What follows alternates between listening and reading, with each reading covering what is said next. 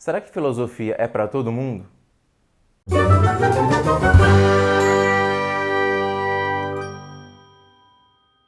Bem, se você viu os nossos últimos 2 vídeos, você já tem uma ideia melhor do que a filosofia faz. Você viu um pouquinho da experiência filosófica, viu algumas características desse filosofar. Mas você ainda pode estar em dúvida. Puxa, será que a filosofia serve para todo mundo? Todo mundo se interessa pela filosofia? Eu vou te dar um exemplo. Imagina a física quântica. Pô, física quântica estuda lá o universo extremamente pequeno. É bem difícil. Apesar de hoje todo mundo falar em física quântica, você já sabe que a maioria das pessoas que está falando em física quântica está falando bobagem. Porque física quântica é muito difícil e exige muita dedicação. Física quântica é para todo mundo? Não, não é. Veja, eu não estou dizendo que, nossa, há os escolhidos para a física quântica. O que eu estou dizendo é que a física quântica exige da pessoa muito esforço e dedicação para entender aquele negócio.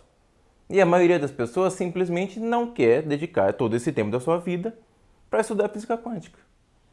Então você não vai ter milhões de físicos quânticos no mundo. Isso não vai acontecer. Será que a filosofia não é igual? Será que a filosofia não é só um ou outro que vai se interessar e não serve para ninguém mais? E talvez a pergunta esteja errada. E seja o inverso. Sabe quem pode ajudar a gente? Um filósofo alemão do século XX chamado Heidegger. Certa vez ele escreveu o seguinte: a questão é que não estamos de forma alguma fora da filosofia. E isso não porque, por exemplo, talvez tenhamos certa bagagem de conhecimento sobre filosofia. Ser homem já significa filosofar. Como ser homem tem, contudo, diversas possibilidades, múltiplos níveis e graus de lucidez, o homem pode encontrar-se de diversas maneiras na filosofia. O que ele quer dizer com isso? Que a nossa pergunta está errada. A pergunta é: alguém pode estar fora da filosofia? Por que ele faz isso? Por que ele diz esse tipo de coisa?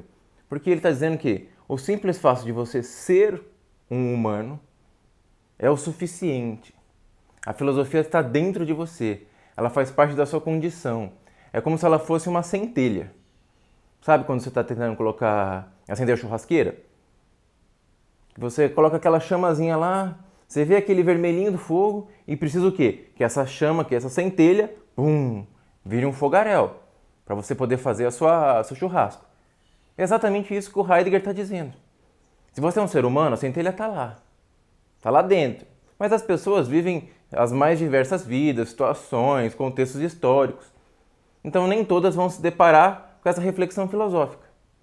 Por exemplo, hoje em dia, graças ao avanço tecnológico, todo mundo tem uma câmera na mão. Uma câmera de tirar fotos. Até celular hoje em dia, o relógio consegue fazer isso. É fácil, todo mundo tira foto. Tira foto que nem um louco. Centenas e centenas de fotos são produzidas por dia. Mas veja, justamente agora, porque um monte de foto é produzida, foto não vale mais nada. Ninguém volta a esses álbuns e fica olhando essas fotos. Não valem mais nada. Antigamente, quando você tinha filme, veja, eu sou velho o suficiente para isso.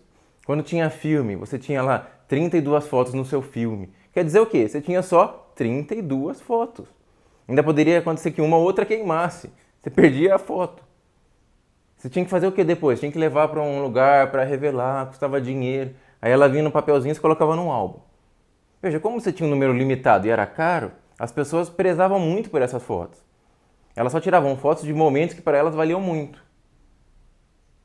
Hoje em dia, como você tira centenas, não vale nada. Você tira foto de qualquer coisa.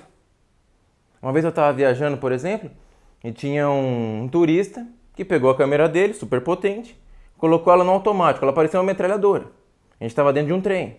O sujeito ligou a câmera e pá. Foi uma foto atrás da outra. Do quê? De um trem em movimento. Imagina as belíssimas fotos que ele tirou. Você acredita que esse sujeito voltou para casa, pegou o álbum dele com 2.500 fotos do trem em alta velocidade? E... nossa, veja que bonito.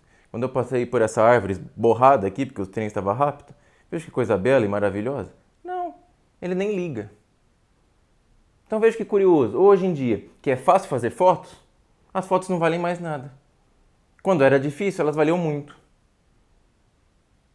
Por isso que hoje, quando a pessoa quer deixar na memória de verdade uma dessas fotografias digitais, ela faz o quê? Ela imprime a foto. Ela coloca no papel.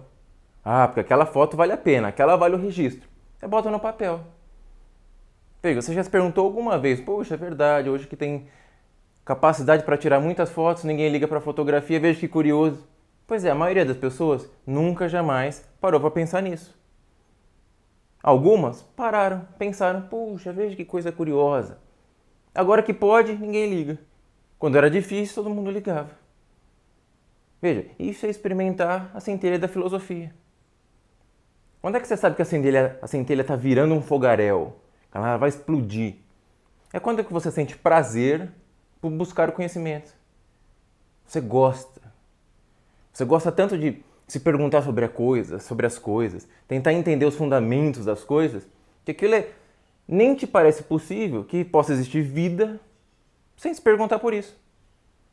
Isso foi exatamente o que aconteceu com Sócrates, um dos primeiros filósofos da humanidade. Ele acabou indo parar num julgamento, qualquer dia a gente vai falar sobre ele.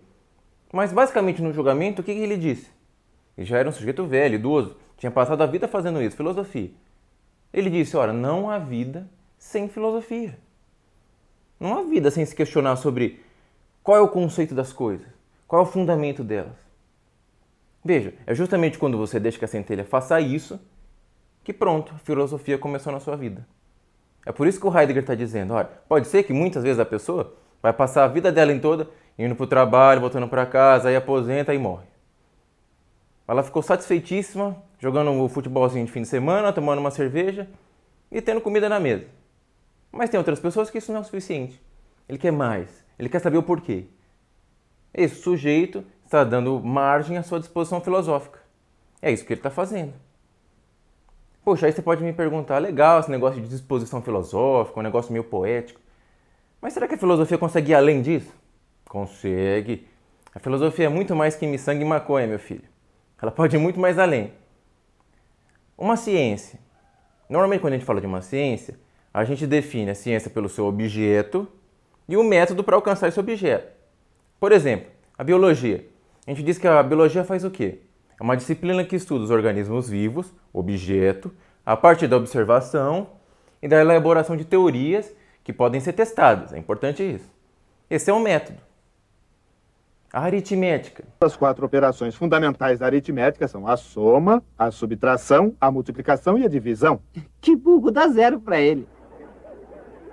Mas por que, Chaves? Se seu Madruga respondeu corretamente, as 4 operações fundamentais da aritmética são a soma, a subtração, a multiplicação e a divisão. Tomou, papudo. E a filosofia? Faz o quê? Ora, a filosofia estuda, ela se preocupa com os problemas fundamentais acerca da natureza, da realidade, do conhecimento e dos valores. E esses são os objetos. E como é que ela chega a esses objetos? Ora, por meio da discussão crítica. Daquelas características que a gente viu no último vídeo. Então veja, a filosofia tem um objeto e tem um método. Isso significa o que na prática? Significa que a filosofia se pergunta, o que é a arte? Quais os limites da ciência? O que são números? O que é uma lei da física? O Estado pode se meter na vida privada de um indivíduo? Deus existe? São essas perguntas que a filosofia faz. Fácil, não é? Muito fácil. Mas você se pergunta, você avança no questionamento. Ora, a filosofia, bacana. Ela é essa atividade que se preocupa com os fundamentos da realidade, do conhecimento e dos valores. Mas como é que ela faz isso? A filosofia, que a gente costuma dizer que é aquela disciplina que resolve os problemas por meio do pensamento. Ela é uma atitude reflexiva, ela se volta sobre si mesma. Mas o que quer dizer que você resolve as coisas pelo pensamento? Que coisa estranha é essa? Para você ter uma ideia, uma vez um amigo meu, que também é professor de filosofia, ele estava contando que ele estava numa festa e tinha uma criancinha. E ela perguntou para ele, o que você faz? Ele falou, eu sou professor de filosofia. Aí a criancinha pergunta, puxa, e o que é filosofia? E ele respondeu, veja, era difícil, uma criancinha. Ele falou, olha, eu estudo o pensamento. Aí a criancinha parou um pouquinho e pensou, se você estuda o pensamento, o que eu estou pensando agora? Claro, todo mundo deu risada, divertido. Mas a criança tem certa razão. O que quer dizer resolver os problemas pelo pensamento? Hoje é mais fácil do que parece. Quando alguém da filosofia diz que a filosofia resolve as coisas por meio da reflexão, ele quer dizer que trabalha com o pensamento a priori. Ah, meu Deus, professor, um nome maluco. É fácil. Se eu te perguntasse, tem vida em Marte? Como é que você responde esse tipo de questão? Ora, você manda alguém para Marte olhar. Você pode mandar um satélite, várias tentativas, mas você tem que ver. Não adianta você especular. Você precisa ver se Marte tem vida ou não. Tanto é que vira e mexe a gente manda um satélite para lá. A gente está muito interessado. Veja, esse é o tipo de conhecimento que a gente chama de a posteriori. Quer dizer o quê? Que ele só pode ser respondido com a participação da experiência. Você precisa da experiência. Aí eu te pergunto, quanto é 4 vezes 25? Você precisa do mundo para responder isso? Não. Você precisa da sua mente só. Esse é o tipo de conhecimento que a gente chama de a priori. Ah, você pode falar, não, mas professor, quando eu estudei matemática, eu lembro do professor me ensinando a fazer adição. A continha. Ah, 1 dedo, 2 dedos, 3 dedos. Ele usava exemplos. Ora, por que ele usava exemplos? Porque justamente porque a matemática é a priori, ela é mais difícil de aprender. Então ele tenta aproximar esse conhecimento a priori de exemplos do mundo. É claro que uma hora você vai ficando mais velho, aí meu filho, se vira, viu? Esquece os exemplos do mundo, você vai ter que se virar. É cálculo. A filosofia é igual. A filosofia é a priori. É isso que diferencia a filosofia. Fácil, não é? Veja, a gente entendeu que a pergunta não é se a filosofia é para todo mundo. É o contrário. Como alguém pode estar fora da filosofia? Por que a filosofia se manifesta diferente na vida de cada um? Ora, porque nem todo mundo tem o mesmo estilo de vida. Alguns vão deixar a centelha virar um fogaréu, outros não. E a filosofia é mais do que esse lado poético de disposição filosófica.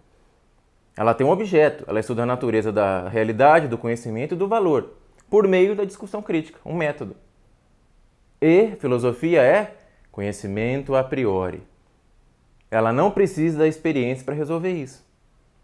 É claro que se você estiver perguntando, o que é arte? Que é uma pergunta filosófica. Você não precisa da experiência. Se você conhecer um pouco de história da arte, é claro que vai te ajudar. Mas a história da arte não é o suficiente para resolver a pergunta, o que é arte? Percebe a diferença? Ajuda, claro que ajuda. Resolve toda a questão? Não, não resolve. Porque a filosofia é a priori. Todos os problemas da filosofia são a priori. Poxa, que bacana, professor, aprendi um bocado de coisa. Se eu entrar na faculdade de filosofia, o que eu vou aprender? Na prática, quais serão as disciplinas? Isso, próximo vídeo. Você já sabe, gostou? Deixa o seu like. Não gostou? Deixa também. Tá errado. Até mais.